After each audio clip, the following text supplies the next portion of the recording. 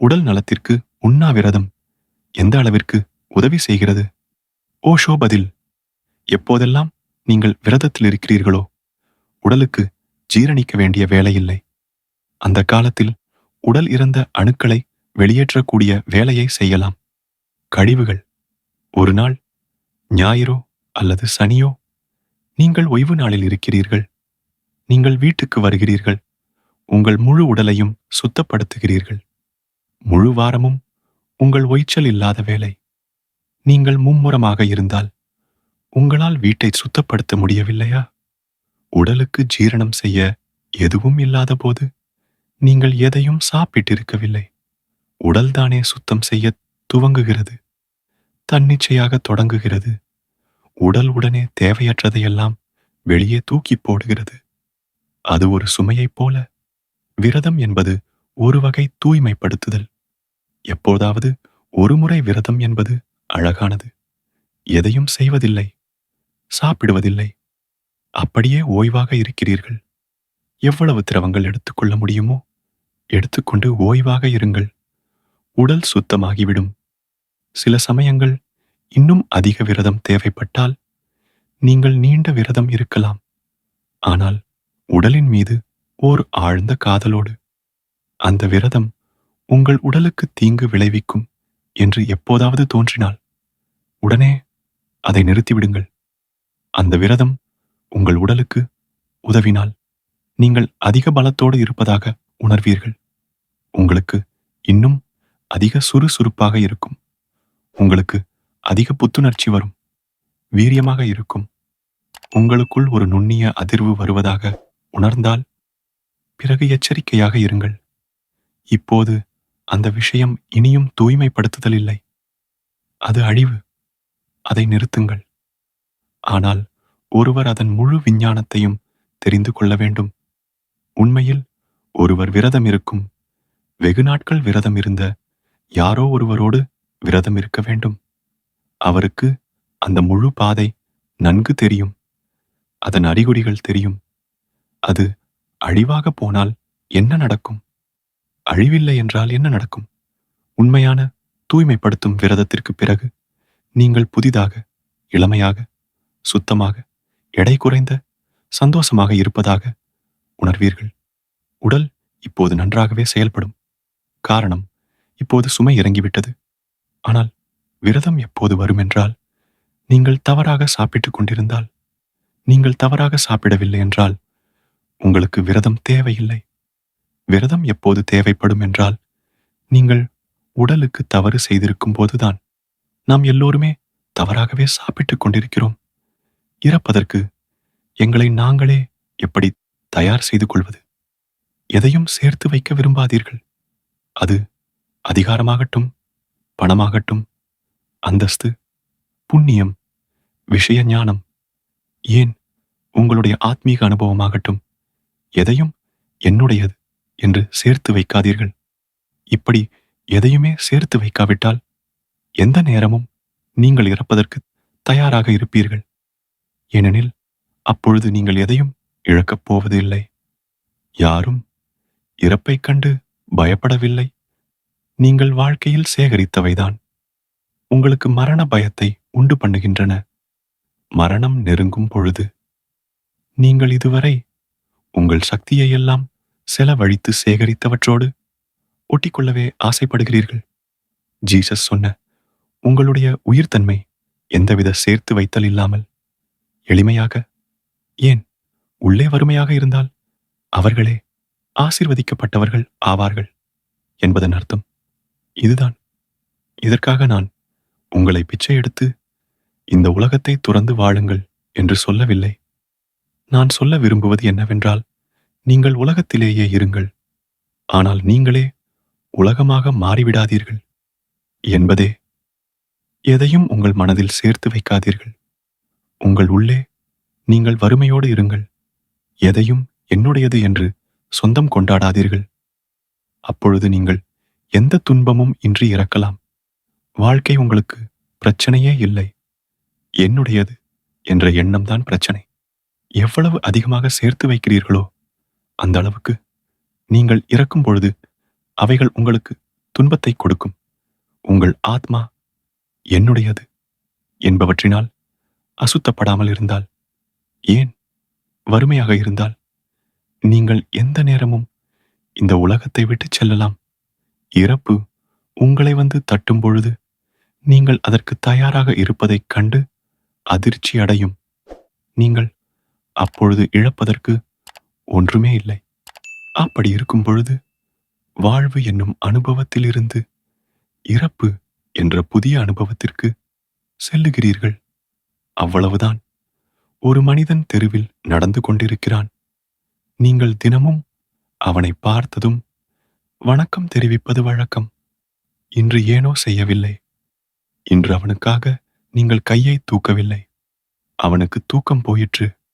வருத்தம், வேதனை, ஜுரமே வந்துவிடும். என்ன ஆயிற்று? ஏதாவது தவறாக நடந்து விட்டதா?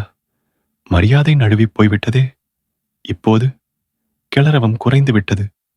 குடியே முழுகிப் போய்விட்டது. இந்த மனிதன் சதா கும்பிடு போடுவான். இன்று போடவில்லை. இப்போது என்ன செய்வது? இப்போது அவனை எப்படி பழிவாங்குவது? யோசனை அவனுக்கு இப்படி போகிறது. அவன் ஆயிரக்கணக்கான வட்டங்கள் போட ஆரம்பித்து விட்டான். இந்த மனிதனின் 2 கரங்களையும் உயர்த்தாத ஒரு சிறு செயல் அவனது வாழ்நாளில் எல்லா சந்தர்ப்பங்களிலும் வருத்தமாய் நிறைந்து விடலாம். கணவன் வீட்டிற்கு வந்தபின் தண்ணீர் கேட்டு மனைவியை ஏவினால் ஒரு கணம் தாமதமானாலும் போதும், துக்கம் வந்து கவ்விக்கொள்ளும். கணவன் வெளியே நடந்து கொண்டிருக்கும் போது கண்ணை உயர்த்தி வேறு யாராவது பெண்ணை பார்த்து விட்டால் போதும், மனைவியின் பிராணன் ஊசலாடும். அவளுக்கு உயிர் வாழ்வதில் இனி ஒரு அர்த்தமும் இல்லை என்று தோன்றிவிடும். தற்கொலைக்கு தயாராகி விடுவாள். நாம் நமது மலை போன்ற துக்கங்களை ஆராய்ந்து பார்த்தால் கடுகளவு விருப்பம், எதிர்பார்ப்புதான் அதன் பின்னணியாக நிற்பது தெரியும்.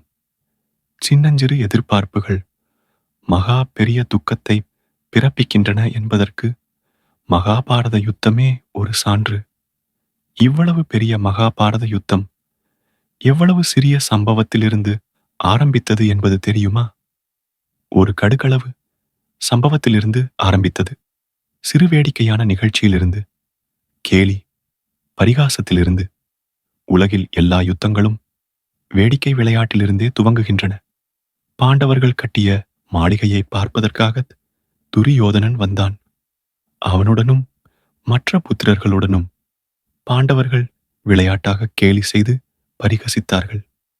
பாண்டவர்கள் தங்கள் மாளிகையில் பல இடங்களில் கண்ணாடிகள் பதித்திருந்தார்கள். அதனால் துரியோதனனுக்கு கதவு இல்லாத இடத்தில் கதவு இருப்பதாக தெரிந்தது. தண்ணீர் உள்ள இடத்தில் தண்ணீர் கண்ணுக்கு புலப்படவில்லை. துரியோதனன் திறந்த கதவு என்று நுழையப் போய் அவற்றில் முட்டிக்கொண்டான். தரையென்று தண்ணீரில் நடந்து விழுகிறான். இதைக் கண்டு திரௌபதி சிரித்து விட்டாள். அந்தச் சிரிப்பு மகாபாரத யுத்தத்தின் ஆணிவேர். அந்தச் சிரிப்புக்கு பழிக்கு பழி திரௌபதியின் துகில் உரிவதில் வாங்கப்பட்டது. பழிக்கு பழி வாங்கும் சம்பவம் ஒரு பரிகாசம். ஆனால் மிக விலையுயர்ந்ததாகிவிட்டது. பரிகாசம் வளர்ந்து கொண்டே போய் வரையறையற்று அவர்கள் நாடு முழுவதும் வளைத்துக் கொண்டது. ஒரு பெண்ணின் சிரிப்பு, ஒரே வீட்டின் ஒன்றுவிட்ட சகோதரர்களின் கேலி விளையாட்டு, இவை எவ்வளவு பெரிய விலையுள்ளதாக ஆகிவிடும் என கனவில் கூட நினைத்திருக்க மாட்டார்கள். ஆனால் துரியோதனனுக்கும் எதிர்பார்ப்புகள் உண்டு என்பதை அவர்கள் உணரவில்லை. எதிர்பார்ப்புகளுக்கே அடிபட்டது. விருந்தாளியாக அழைக்கப்பட்டு வந்த பின் பரிகாசத்திற்கு ஆளாவோம் என்று துரியோதனன் நினைக்கவில்லை. இப்படிப்பட்ட கேலி விளையாட்டுகள் செய்யப்படும் என்று அவன் எண்ணவே இல்லை. விருந்தாளியாக சன்மானம், மரியாதை இவற்றை எதிர்பார்த்து வந்திருப்பான். கிடைத்ததோ கிண்டலும் கேலியும். அவ்வளவுதான். உபத்திரவம் துவங்கிவிட்டது. உபத்திரவங்கள் பயங்கர விளைவாகிவிட்டன. விளைவுகளிலிருந்து பாரதம் இன்று வரையிலும் விடுபட்டு விட்டதாக நான் நினைக்கவில்லை. மகாபாரத யுத்தத்தில் நடந்தவற்றின் விளைவின் பிரதிபலிப்பு இன்னும் பாரதத்தின் உயிர்களில் இருந்து வருகிறது. உலகில் சிறு சிறு காரணங்களுக்காகவே பெரிய போர்கள் அனைத்தும் செய்யப்படுகின்றன. மற்றவர்களின் பரிகாசம், மதிப்பு, கௌரவம் இதையெல்லாம் சிறிய விஷயங்கள். சிறிய விஷயங்களை தூக்கி போடுங்கள். உங்களுக்குள் சுயநிந்தனை இருப்பதால்தான் அடுத்தவர்களிடம் மதிப்பை தேட வேண்டியது உள்ளது. சுயநிந்தனை மிகவும் ஆபத்தானது. உங்களை குறித்து நீங்களே பெருமிதம் கொள்ளுங்கள். உங்களை மதிக்க உங்களைத் தவிர வேறு யாரும் இல்லை. ஒரு மனிதன் தெருவில் நடந்து கொண்டிருக்கிறான். நீங்கள் தினமும் அவனை பார்த்ததும் வணக்கம் தெரிவிப்பது வழக்கம். இன்று ஏனோ செய்யவில்லை. இன்று அவனுக்காக நீங்கள் கையை தூக்கவில்லை. அவனுக்கு தூக்கம் போயிற்று. வருத்தம், வேதனை, ஜுரமே வந்துவிடும். என்ன ஆயிற்று? ஏதாவது தவறாக நடந்து விட்டதா? மரியாதை நழுவிப் போய்விட்டதே. இப்போது கிளர்வம் குறைந்து விட்டது. குடியே மூழ்கிப் போய்விட்டது. இந்த மனிதன் சதா கும்பிடு போடுவான். இன்று போடவில்லை. இப்போது என்ன செய்வது? இப்போது அவனை எப்படி பழிவாங்குவது? யோசனை அவனுக்கு இப்படி போகிறது. அவன் ஆயிரக்கணக்கான வட்டங்கள் போட ஆரம்பித்து விட்டான். இந்த மனிதனின் 2 கரங்களையும் உயர்த்தாத ஒரு சிறு செயல் அவனது வாழ்நாளில் எல்லா சந்தர்ப்பங்களிலும் வருத்தமாய் நிறைந்து விடலாம். கணவன் வீட்டிற்கு வந்த பின் தண்ணீர் கேட்டு மனைவியை ஏவினால் ஒரு கணம் தாமதமானாலும் போதும், துக்கம் வந்து கவ்விக்கொள்ளும். கணவன் வெளியே நடந்து கொண்டிருக்கும் போது கண்ணை உயர்த்தி வேறு யாராவது பெண்ணை பார்த்து விட்டால் போதும், மனைவியின் பிராணன் ஊசலாடும்.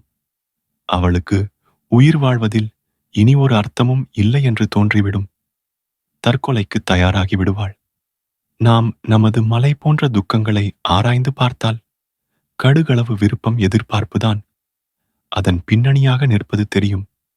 சின்னஞ்சிறு எதிர்பார்ப்புகள் மகா பெரிய துக்கத்தை பிறப்பிக்கின்றன என்பதற்கு மகாபாரத யுத்தமே ஒரு சான்று.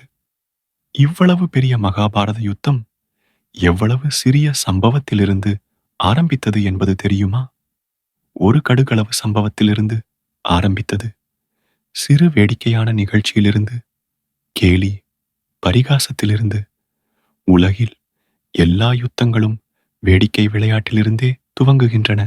பாண்டவர்கள் கட்டிய மாளிகையை பார்ப்பதற்காக துரியோதனன் வந்தான். அவனுடனும் மற்ற புத்திரர்களுடனும் பாண்டவர்கள் விளையாட்டாக கேலி செய்து பரிகசித்தார்கள். பாண்டவர்கள் தங்கள் மாளிகையில் பல இடங்களில் கண்ணாடிகள் பதித்திருந்தார்கள்.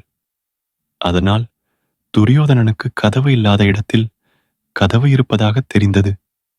தண்ணீர் உள்ள இடத்தில் தண்ணீர் கண்ணுக்கு புலப்படவில்லை. துரியோதனன் திறந்த கதவு என்று நுழையப் போய் அவற்றில் முட்டிக்கொண்டான். தரையென்று தண்ணீரில் நடந்து விழுகிறான். இதைக் கண்டு திரௌபதி சிரித்து விட்டாள். அந்தச் சிரிப்பு மகாபாரத யுத்தத்தின் ஆணிவேர். அந்தச் சிரிப்புக்கு பழிக்கு பழி திரௌபதியின் துகில் உரிவதில் வாங்கப்பட்டது. பழிக்கு பழி வாங்கும் சம்பவம் ஒரு பரிகாசம். ஆனால் மிக விலை உயர்ந்ததாகிவிட்டது. பரிகாசம் வளர்ந்து கொண்டே போய் வரையறையற்று அவர்கள் நாடு முழுவதும் வளைத்துக் கொண்டது. ஒரு பெண்ணின் சிரிப்பு ஒரே வீட்டின் ஒன்று விட்ட சகோதரர்களின் கேலி விளையாட்டு. இவை எவ்வளவு பெரிய விலையுள்ளதாக ஆகிவிடும் என கனவில் கூட நினைத்திருக்க மாட்டார்கள். ஆனால் துரியோதனனுக்கும் எதிர்பார்ப்புகள் உண்டு என்பதை அவர்கள் உணரவில்லை. எதிர்பார்ப்புகளுக்கே அடிபட்டது. விருந்தாளியாக அழைக்கப்பட்டு வந்த பின் பரிகாசத்திற்கு ஆளாவோம் என்று துரியோதனன் நினைக்கவில்லை. இப்படிப்பட்ட கேலி விளையாட்டுகள் செய்யப்படும் என்று அவன் எண்ணவே இல்லை. விருந்தாளியாக சன்மானம், மரியாதை இவற்றை எதிர்பார்த்து வந்திருப்பான். கிடைத்ததோ கிண்டலும் கேலியும். அவ்வளவுதான். உபத்திரவம் துவங்கிவிட்டது. உபத்திரவங்கள் பயங்கர விளைவாகிவிட்டன. விளைவுகளிலிருந்து பாரதம் இன்று வரையிலும் விடுபட்டு விட்டதாக நான் நினைக்கவில்லை. மகாபாரத யுத்தத்தில் நடந்தவற்றின் விளைவின் பிரதிபலிப்பு இன்னும் பாரதத்தின் உயிர்களில் இருந்து வருகிறது. உலகில் சிறு சிறு காரணங்களுக்காகவே பெரிய போர்கள் அனைத்தும் செய்யப்படுகின்றன. மற்றவர்களின் பரிகாசம், மதிப்பு, கௌரவம் இதையெல்லாம் சிறிய விஷயங்கள். சிறிய விஷயங்களை தூக்கி போடுங்கள். உங்களுக்குள் சுயநிந்தனை இருப்பதால்தான் அடுத்தவர்களிடம் மதிப்பை தேட வேண்டியது உள்ளது. சுயநிந்தனை மிகவும் ஆபத்தானது. உங்களை குறித்து நீங்களே பெருமிதம் கொள்ளுங்கள். உங்களை மதிக்க உங்களைத் தவிர வேறு யாரும் இல்லை.